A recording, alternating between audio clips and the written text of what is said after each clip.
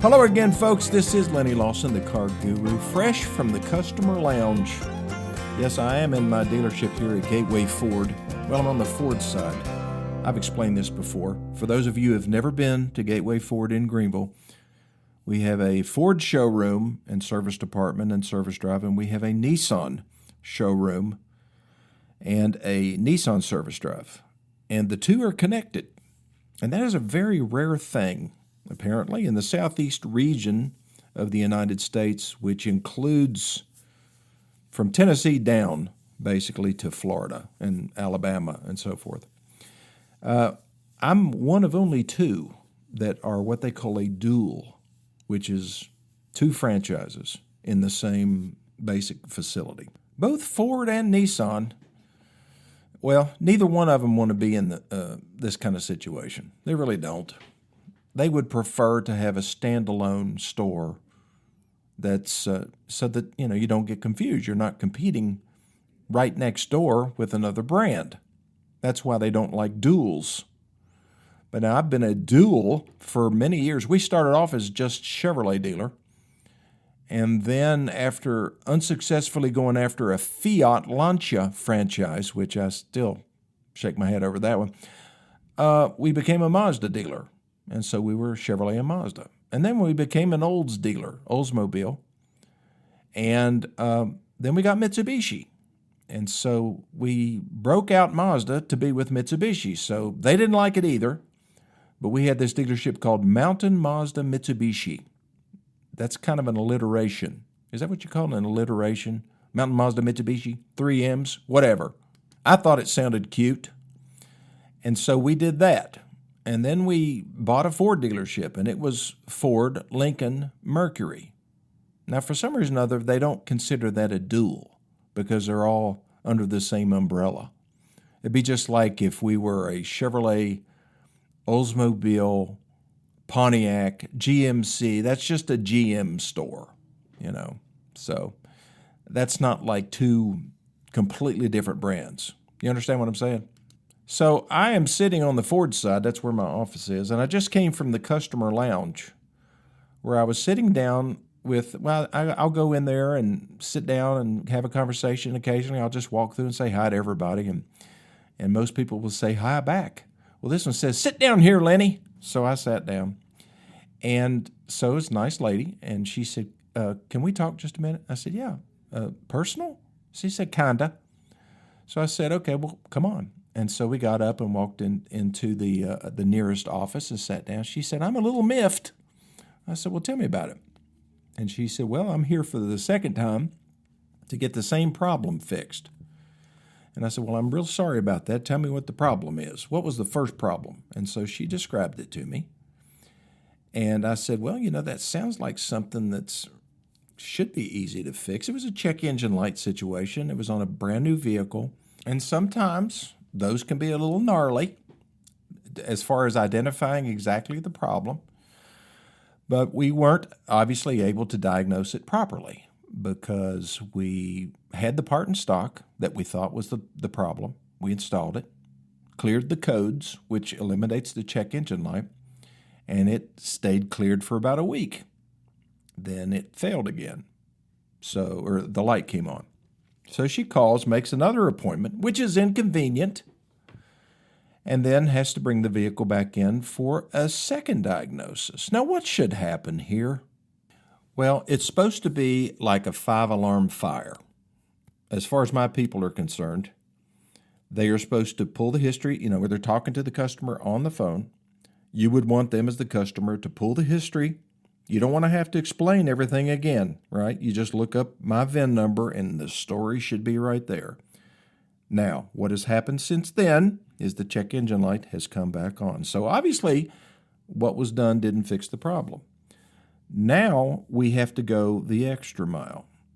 Does the customer want us to pick up the vehicle at their house and drop off a loaner car? To me, that would be the best option if to avoid having to drive back in here again.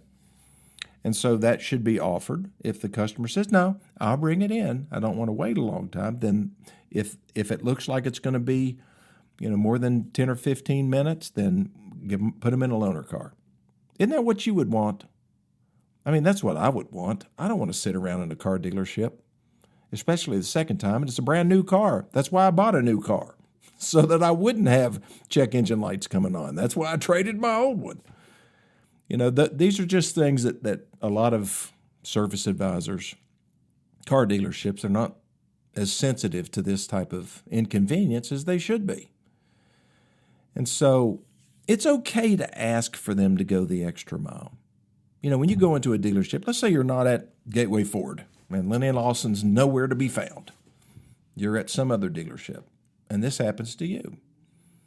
Then handle as much as you can on the phone. Say, listen, this is inconvenient for me. I expect for you to give me a loaner car so that I can drop it off so that you can test drive the vehicle after you do the repairs, because I don't want to have to bring it back a third time. If they don't respond well to that, then maybe you're doing business with the wrong dealership. I guess you do have to keep in mind that the service advisor doesn't have the authority in most stores to do that. He's going to have to talk to his service manager. And you can tell them, well, go ahead and talk to your service manager about this, or to the sales manager or whatever. I mean, I've only had the car for such and such period of time, and, I know you guys want a really good rating from me on your customer satisfaction scores. That's one little hint that you can drop on them. It's not a threat. Well, kind of is. But that's okay, because CSI scores, customer satisfaction index scores, are important to them. And fixed right first time is one of the big questions. So you do have leverage. But don't wait until you get into the dealership the second time before you ask for these things. Call first. If you don't want to call, go through the BDC. Sometimes they have a service chat, or they might have a service operator that you can deal with. If you call my dealership and ask for service, you're going to get the scheduler, because typically you need to schedule something, right? You don't want to have to talk to 3 people before you can actually make an appointment. But if it's the second time, you need to escalate it. But you need to get these things, like the loaner car, the test drive after the repair is executed. You want to get that ironed out up front. And it's possible they may have to order parts, but that's not a big issue because you're going to have a loaner car. But I do also understand how convenient or how inconvenient it is to give up your car. You've got all your stuff in it. You got your breath mints and your pocket knife and your .357 Magnum. And when you get into that loaner car, none of your stuff is there. I mean, I hate that. I keep a bag of Sweet and Low in my car, because when I go to a lot of places Chick-fil-A, for example, they don't have Sweet and Low, the pink stuff. And I get an unsweet tea, and I have to settle for Splenda. I mean, I have to put like 8 Splenda in there to get what 3 Sweet and Low does. And when I don't have my own truck, if I have to leave it at the dealership for some reason, then I don't have my Sweet and Low. And that's unacceptable. Okay, I'll be back in just 1 minute.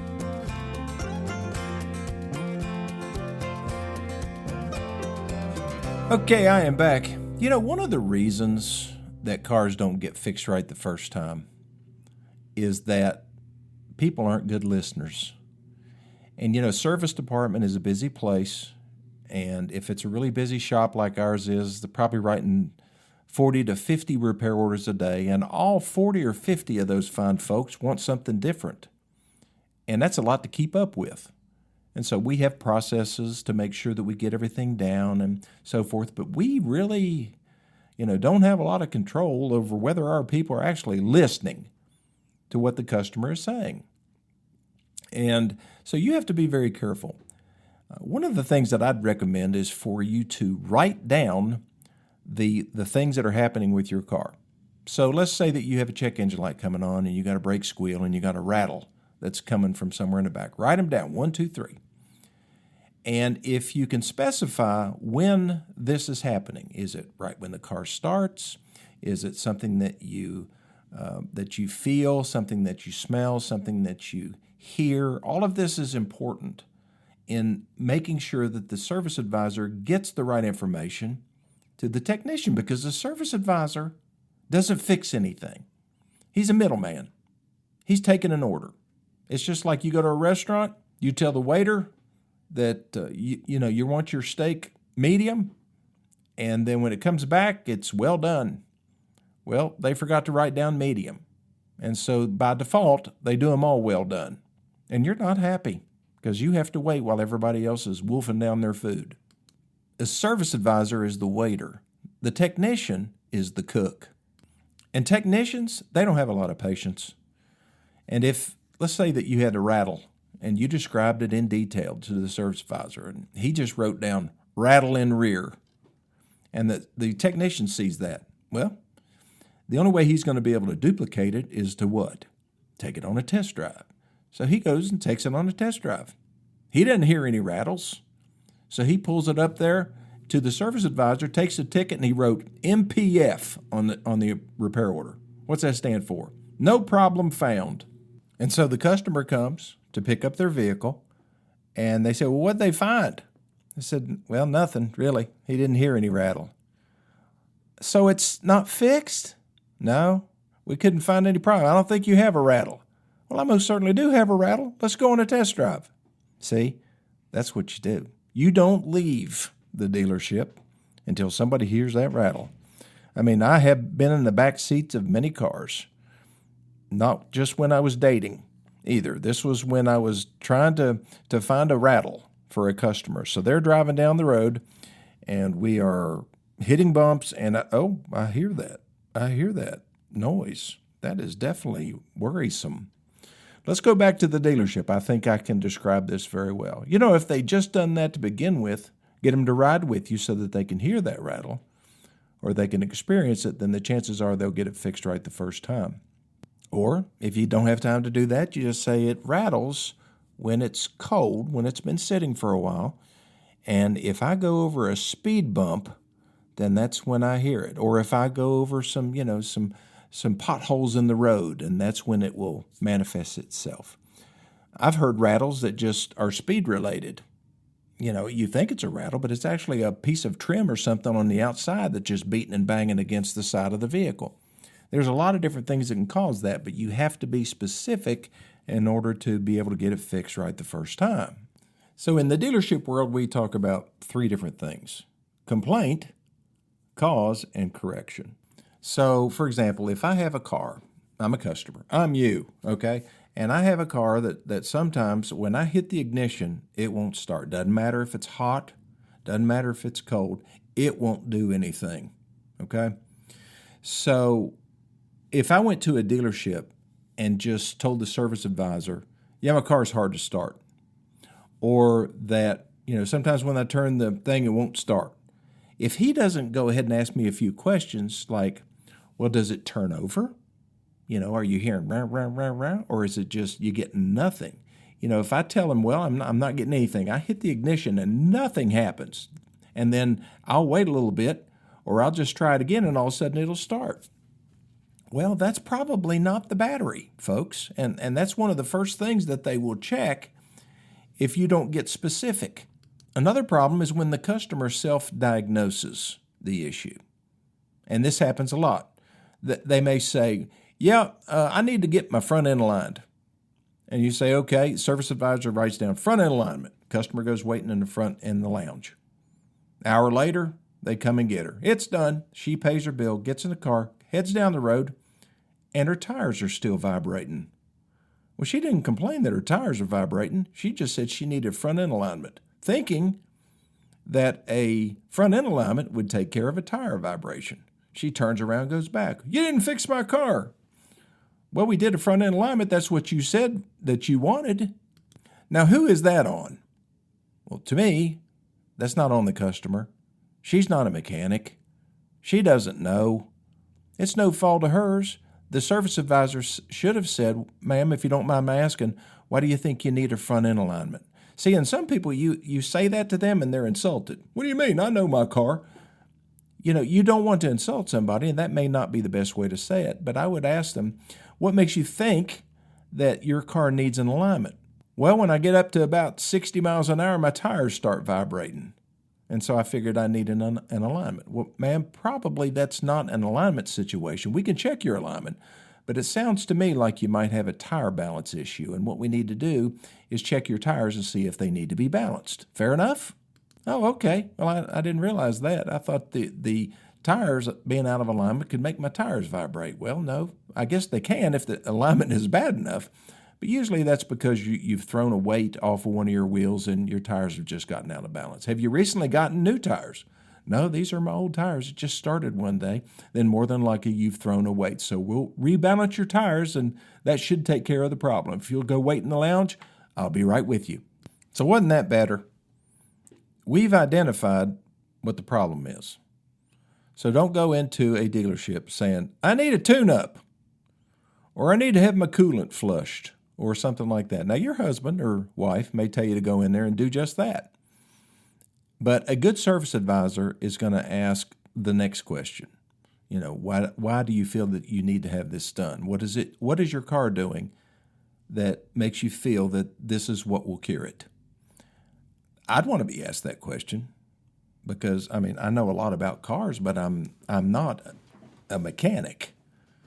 I mean, I had a guy one time that was such a good mechanic. Well, I told this story not too long ago. I blew up an engine recently. No fault of my own other than the fact that I should have rebuilt it a long time ago. But my engine, my 429 Thunderjet, went kapooey, and I didn't know what the problem was. But I called Bobby Myers from Performance Automotive to come over to the dealer or come over to my restoration shop, and I said, I need you to listen to some, see what's wrong with my motor. Well, I cranked it up, and he said, turn it off. I mean, just almost immediately. And he said, I think number 5 cylinder, I think the piston's busted in number 5. I looked at him, I said, how do you know that? He said, Lenny, I've been doing this a while. So my advantage there is I get to talk to the main guy, you know, the one who knows. And unfortunately for many customers, the service advisor that you're dealing with was selling cars at ABC Motors, 6 months ago, and now he's a service advisor. Why did they hire him as a service advisor? Because they just needed another one. And he said that he knows a lot about cars, and he really doesn't. Plus, he's on commission, and he gets paid. The more stuff that you buy or that he sells you in the service department, the more he gets paid. That's the way a lot of them are. Now, I'll say another thing. One of the hardest jobs in the dealership is to be a service advisor because you have to be nice all the time, even when the people that are sitting in front of you or standing in front of you are not being nice. And it's because they've been there 2 or 3 times, or they're just in a bad mood because they don't like going to the car dealership just like they don't like going to the dentist. And plus, the service advisor has to juggle a whole bunch of different requests. He himself may have written 25 repair orders that day that he has to stay on top of, and all of them wanted something different. And that can lead to some communication problems between the customer and him, and between him and the technician. So there's a lot going on there, and the more clarity there is, just when you take your car into a service department, if it's got a weird problem, make sure they drive it with you. Don't just drop it off. If it's an intermittent problem, then that can be very frustrating. It's just like the lady probably 40 years ago, my dad told me this story. This person drove all over Greenville, everywhere. Every time they turned their right blinker to go to the right, it wouldn't work.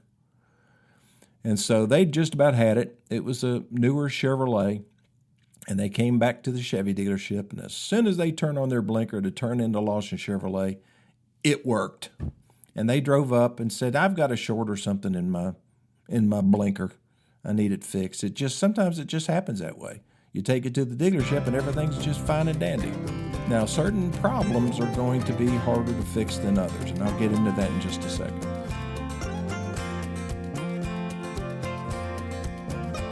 One of the hardest problems to fix in a car has to do with a wiring issue, where you've got that intermittent electrical problem, something that just doesn't work.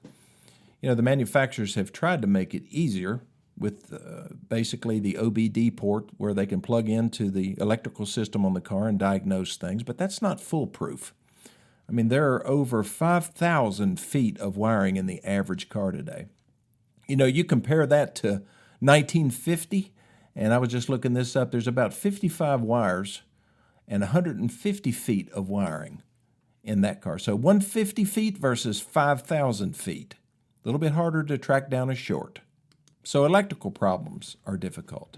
Water leaks. You would think that after all these years of being in the car business and all these years of dealing with sunroofs and T-tops, you remember T-tops? I mean, I remember selling T-tops to people and say, now, these are kind of like a Timex watch. What do you mean? They're water resistant. They're not waterproof.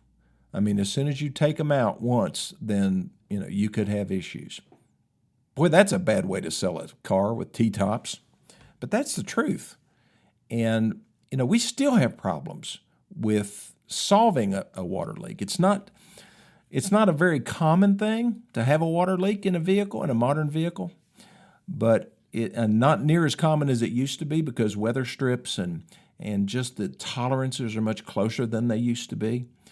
But there's a lot of different opportunities, a lot of different places for water to seep in, and it's really tougher on older cars. So that's a tough one to fix. But I can say this, one of the things that have made repairs for customers' vehicles easier than they used to be is that we used to have to fix things, meaning that, if a transmission was not shifting right, then we used to take the transmission apart and rebuild it. Now I'm talking about a new car dealership, engine issues. Sometimes we will dig into engines and solve some problems, but many times today they just replace it. The factory has found that it's just better to replace the whole assembly and then take that replaced unit, send it to a rebuild shop, rebuild it, and then sell it again. That's what they do now. So a lot of the components that you will get, like if your transmission goes bad or your engine goes bad, it says in the warranty book that they can replace it with a new or remanufactured part. And I've had some customers pitch fits over that. I would too, probably. We messed up on an oil change many, many years ago on a very expensive Mercedes. One of my techs ordered the parts department ordered an oil filter for this particular model from I don't know which, it was like Advance Auto Parts or Napa or somebody. They sent us an oil filter for it. We put it on. They're the ones that, had it in their parts book, and they sent the filter that they thought we needed. We put it on the car. 1,000 miles later, the engine was ruined. Our first estimate on replacing that engine was $32,000, but that was for a new one. And in the Mercedes warranty book, if they have to replace an engine, same thing. They can replace it with new or a remanufactured engine. So we showed that to the customer, and they said, okay, well, whatever. So we got a remanufactured engine. It cost $17,000. But at least it came from Mercedes. It was rebuilt by them and had a Mercedes warranty on it. So the customer was happy. The auto parts store was not, because they ended up having to pay the bill because they sold us the wrong filter. So if you have any of these kind of situations come up and you're just not getting the kind of service you feel like you need, and you want to call the guru or send me a text and need a little advice, then I'll be glad to do it.